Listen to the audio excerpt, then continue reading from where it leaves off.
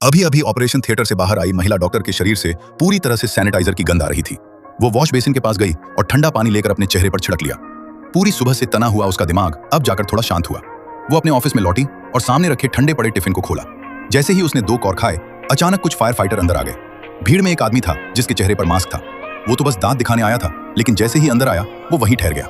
आप में से किसे दिक्कत है? डॉक्टर ने पूछा। उसके साथ ही उसे सीधे कुर्सी पर बैठा देते हैं। सामने उस परिचित चेहरे को देखकर उसका दिल जोर जोर से धड़कने लगा। वो चेहरा जिसे वो 10 साल पहले अपनी जान लगाकर चाहता था, लेकिन जिसने उसका दिल तोड़ दिया था, वो थी शू छिंग।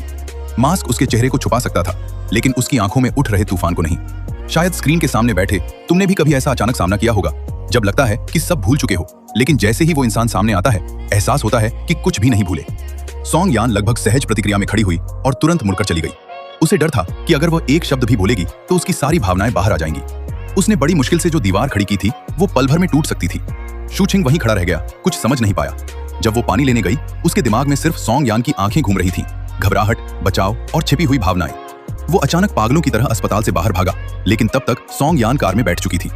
उसके साथी भी पीछे पीछे आए, लेकिन वो दूर जा चुकी थी। उधर सॉन्ग यान के अंदर तूफान चल रहा था, लेकिन बाहर से वो बिल्कुल सामान्य दिख रही थी। ये ठंडापन नहीं था, ये डर था।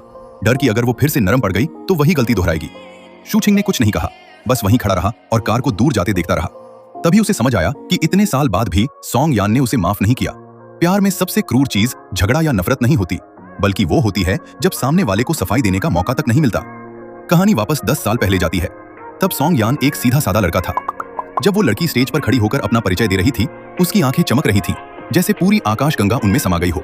उसे पहली बार समझ आया कि पहली नजर का प्यार क्या होता है। क्या तुम पहली नजर के प्यार पर विश्वास करते हो?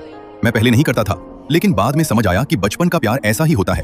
बिना किसी वजह के बस एक नजर में दिल दे बैठते हैं। उसके करीब आने के लिए सॉन्ग यान ने सब कुछ कर डाला। उसने अपनी क्लास में दबदबे का इस्तेमाल करके सीट बदलवाई और उसके पास बैठ गया।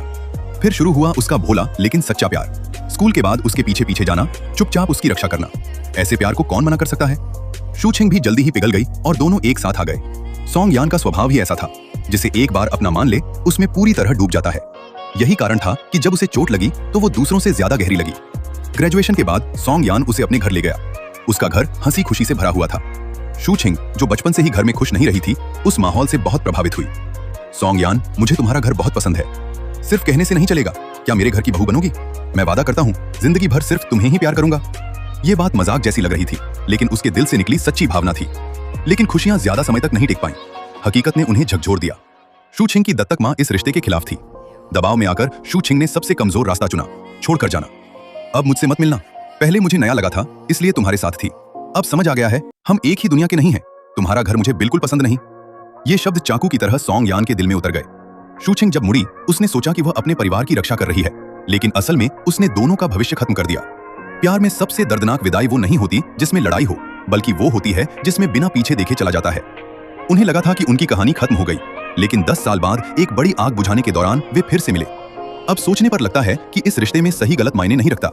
मायने रखता है कि इन 10 सालों में दोनों बेहतर इंसान बन गए। सॉन्ग यान एक टूटे दिल वाले लड़के से लोग